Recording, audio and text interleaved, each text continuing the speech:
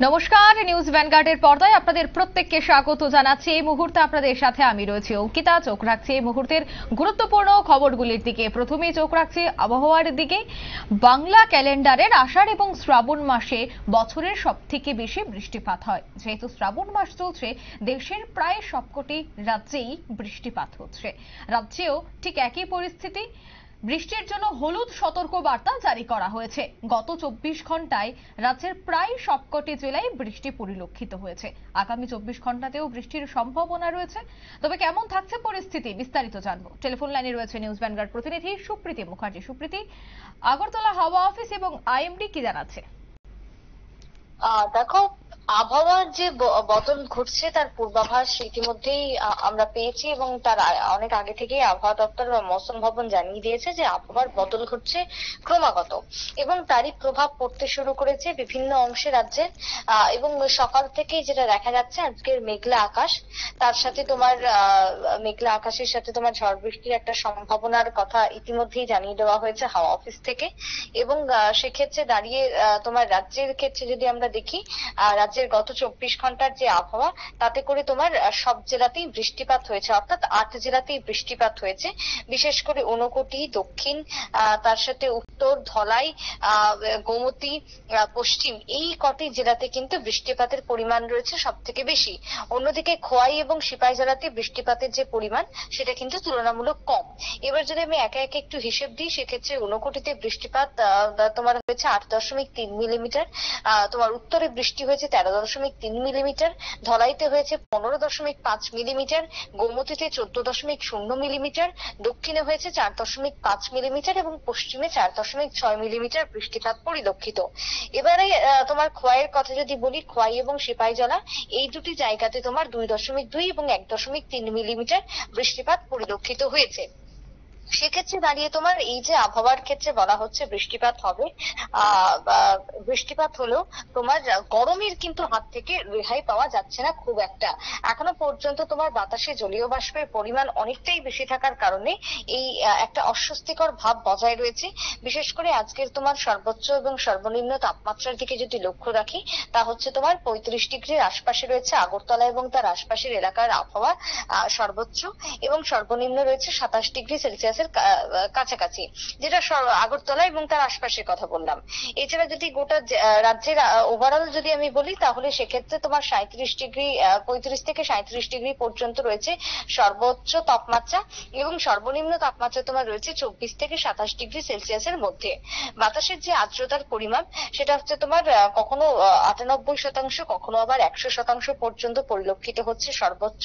সর্বনিম্ন 50 থেকে 66% পর্যন্ত লক্ষ্য করা যাচ্ছে। এই গেল গত 24 ঘন্টার এবং আগামী 24 ঘন্টার পূর্বাভাস। তবে এবারে যদি আমরা একটু দেশের দিকে তাকাই, সেক্ষেত্রে তোমার আগামী 22 জুলাই অর্থাৎ আগামী কাল পর্যন্ত তোমার এমনই আবহাওয়া থাকবে বলে দেশের মৌসুম ভবন ইতিমধ্যেই জানিয়েছে।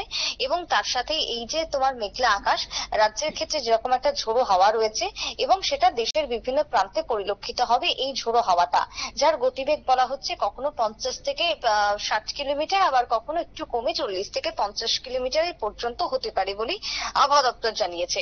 দেখো, এই সময় একটা বর্ষার মৌসুমে সমুদ্র উপকূলে একটা ভিড় থাকে বরাবরের জন্য, সেটা নতুন কিছু নয়। তাই সেক্ষেত্রে এবারে যদি সমুদ্র উপকূলের দিকে যাই, দীঘা থেকে শুরু করে পুরীর সমুদ্র উপকূলে কিন্তু ভিড় বেড়েছে, পর্যটকদের তীব্র জলোচ্ছ্বাস লক্ষ্য করা যাচ্ছে।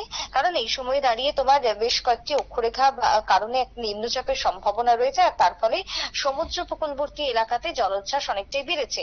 আর সেই জলোচ্ছ্বাস উপভোগ করতেই পর্যটকদের ভিড় নামছে কিন্তু দীঘা থেকে শুরু করে পুরীর সমুদ্র উপকূলে। তবে আমরা দেখতে পেয়েছি যে মুম্বাই এবং দিল্লিতে একেবারে বন্যা পরিস্থিতি। সে জায়গায় মুম্বাই এই মুহূর্তে কি পরিস্থিতি রয়েছে? আইএমডি কি বলছে যে মুম্বাইয়ে কি আগামী 24 ঘন্টাতেও ভারী বৃষ্টিপাতের সম্ভাবনা রয়েছে?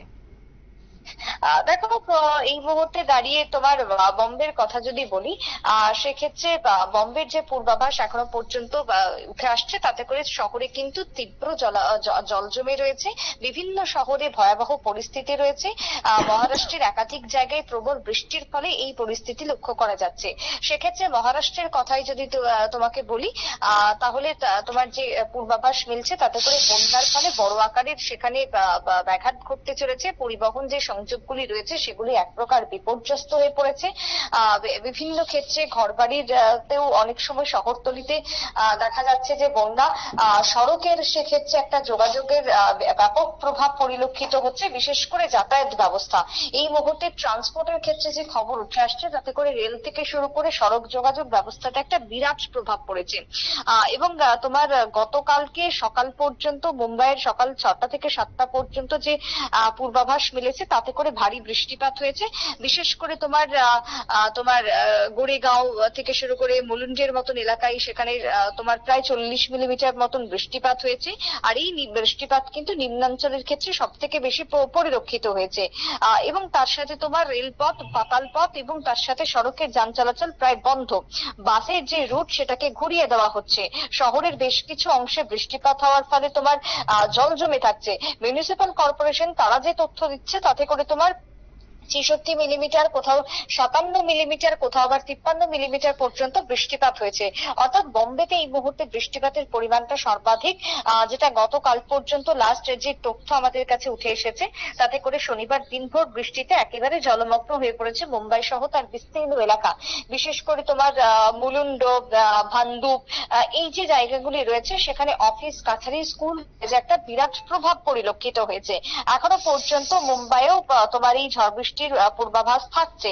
এখনো পর্যন্ত তার পূর্বাভাস একেবারে মৌসুম ভবন তুলছে না, কারণ শুধুমাত্র বম্বে নয়, গোটা দেশের এখনো একাধিক জায়গাতে এই পূর্বাভাস থাকছে, কারণ নিম্নচাপের অক্ষরেখা এই মুহূর্তে সক্রিয় রয়েছে এবং নিম্নচাপ অক্ষরেখা সক্রিয় থাকার ফলেই তোমার বৃষ্টিপাত পরিলক্ষিত হবে দেশের বিভিন্ন প্রান্তে। তার সাথে ত্রিপুরাতেও এবং উত্তর পূর্বেও বৃষ্টি লক্ষ্য করা যাবে। তবে ত্রিপুরাতে বৃষ্টিপাত থাকলেও বা দেশে বৃষ্টিপাত থাকলেও বৃষ্টি হলেও যে গরমের হাত থেকে রেহাই সেটা কিন্তু মিলবে না এক্ষুনি, সে কথা কিন্তু মৌসুম ভবন জানিয়ে দিচ্ছে। অঙ্কিতা, একদম ধন্যবাদ সুপ্রীতি।